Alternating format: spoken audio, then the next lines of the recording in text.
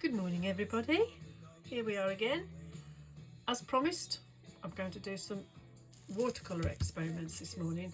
We're not going to actually draw anything or paint anything. I'm going to show you some little tips on how you can use watercolour. When people first think about painting, they usually think about watercolour. In actual fact, it's probably one of the most difficult mediums to master, as you know, if you've tried to find out. Right, now the reason I've chosen ultramarine is because it's for you to use first, is because it's a granulating colour.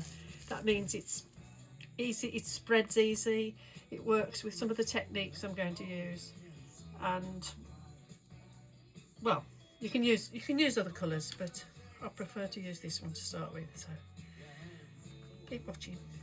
Right, here's the little thing I showed you yesterday.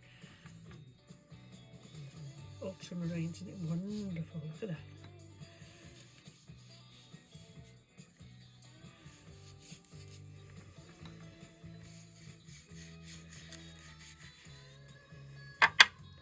I'll probably stop talking during this because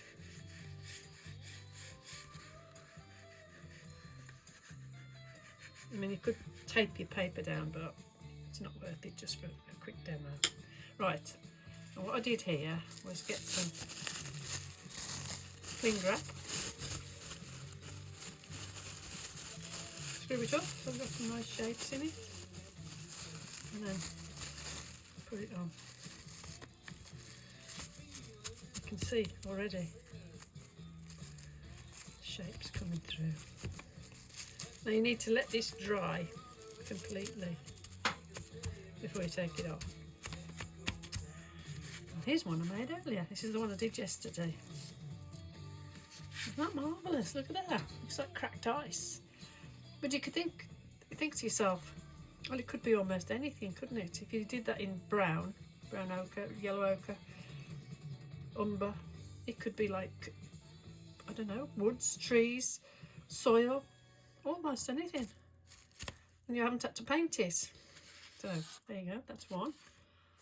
Right, here's another one. This is salt. What happens when you put salt on? Looks like stars in the sky, doesn't it? Right, here we go.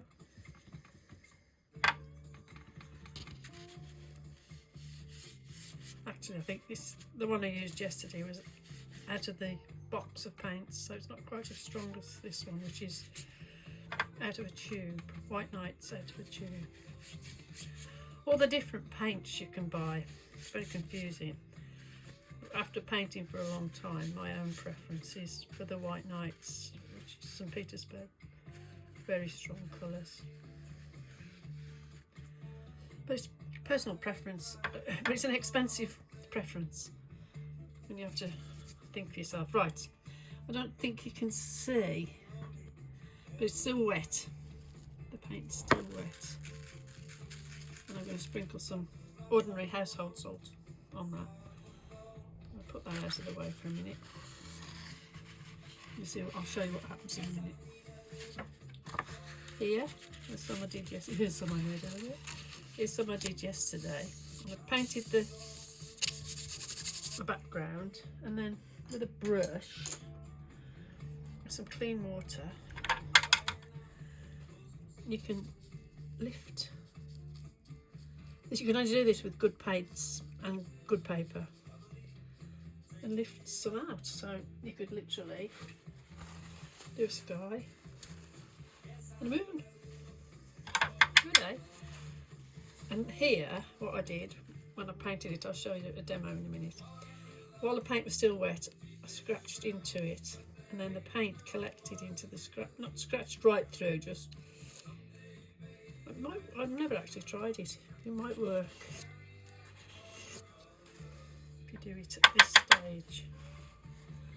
I don't know.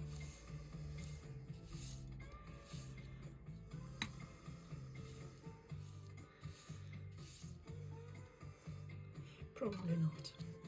Anyway, here's me experimenting in the middle of an experiment for you.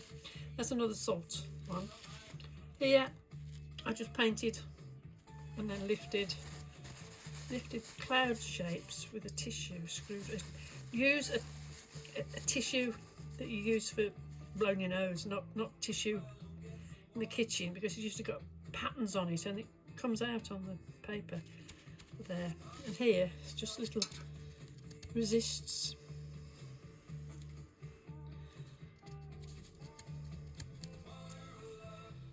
There's all sorts of things you can do. Let's have a look at our salt experiment. Oh, it's coming on.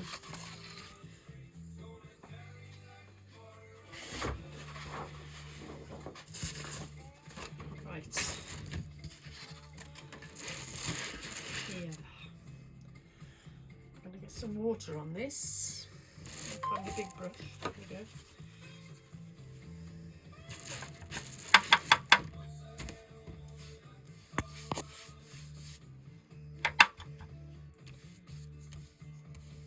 Soft brush, get some water on there.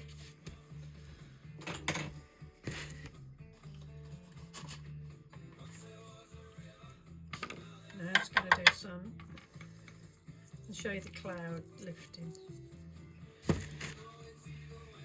Isn't that marvellous? Look at that. It's like alchemy, isn't it? Anyway, that wasn't what I was trying to show you. Okay, I digress. I'll do that again. So I like looking at it myself.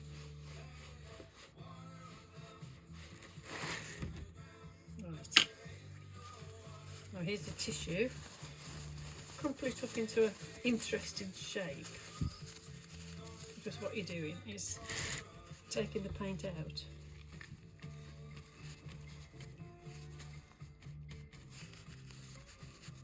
Keep turning it around.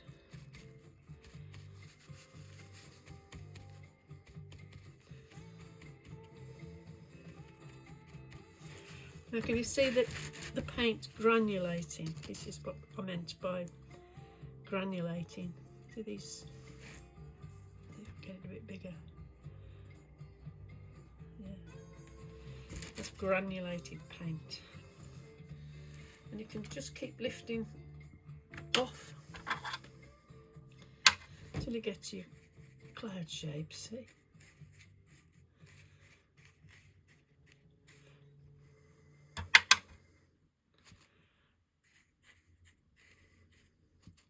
Most people want to do landscapes, not portraits, when they first start watercolour, or seascapes.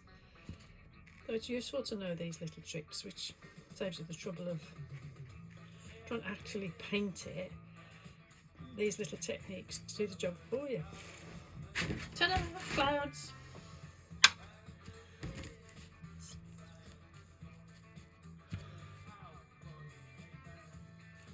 And a watery moon.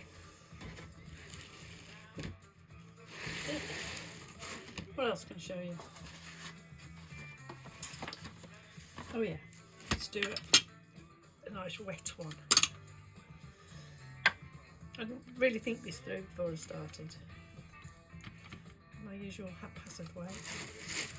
I've been locked up for 3 months. You can't expect me to think straight, can you?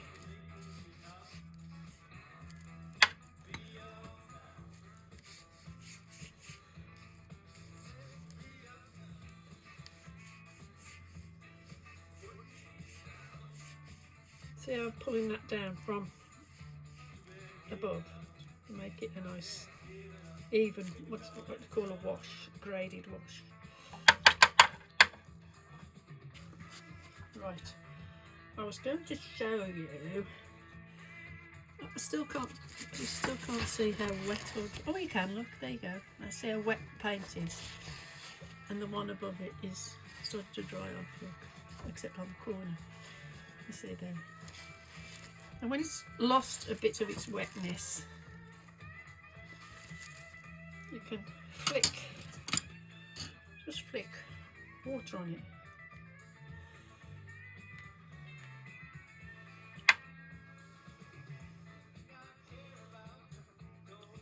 And it'll create shapes. It's obviously not dry enough. I mean, yeah, dry enough.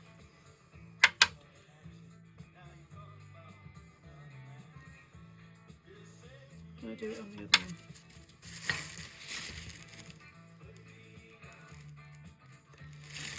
No.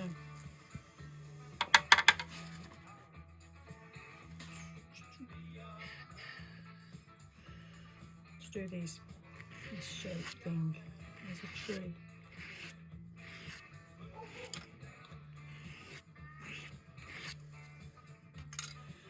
Now, realistically, the paint should collect in where I've scratched.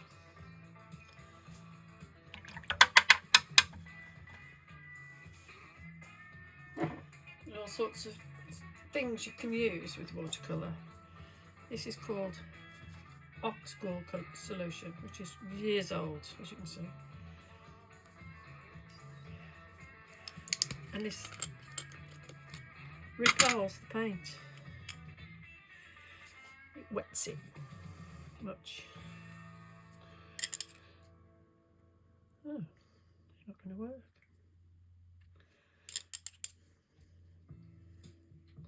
Oh, it is. Look.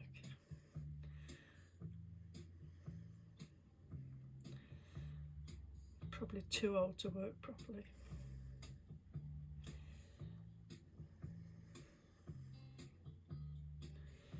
Oh well. Not everything goes according to plan. What else? What else can I tell you? Listen. Oh, here's the salt experiment. It's not quite dry yet. Here's some I did yesterday. That was what I was trying to achieve just by dropping water onto it. But obviously it doesn't work with the stronger paint. It works better with paint from the pan, straight from the pan. And there, look. And this was just dropping dots of paint onto a very wet background.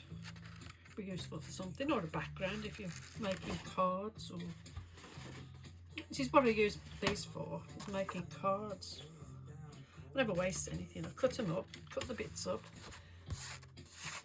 add things to it, and put it on a card. Homemade card. I don't think I can tell you anything else for today. The only thing I will do is say that next week I'm going to talk about these granulation medium, iridescent medium, lifting preparation, masking fluid, and blending medium. And I'll actually paint something with, so that you can follow what I'm doing. So blending medium, colour. I'm not suggesting you buy this. I'm just going to show you what it does before you even think about buying it. Oh, there you go. Talking about paints, as you know, I used White Nights, some Petersburg colours, which are very strong. Here I've got another one which I used for flower painting, which is Winsor & Newton, and these are all soft colours that are transparent, which works best for flowers. So those are Winsor & Newton. This is my very first paint box, which I've still got. And you can see I've added colours over the years, but I'm sure there's still paint in there that I've had. My father bought me this box when I was a girl, and I still got it. I still use it. How greedy am I? And there's another one which I let my grandchildren use, because I like them to have good quality stuff to play with, because I'm like that. Right, I'm going to leave it for now. Have a look at my little experiments and have a go yourself. Did I talk about watercolour paper? This is £90 Bockingford. Very lightweight, and you can see it's rippling. Let me see. So I haven't got it stuck down. Yeah, you can see it's ripping. But you can buy books where it's the watercolour paper's glued to the next one, so it doesn't rip up when you use it. But I think that's a bit wasteful myself. Let's have a look at the...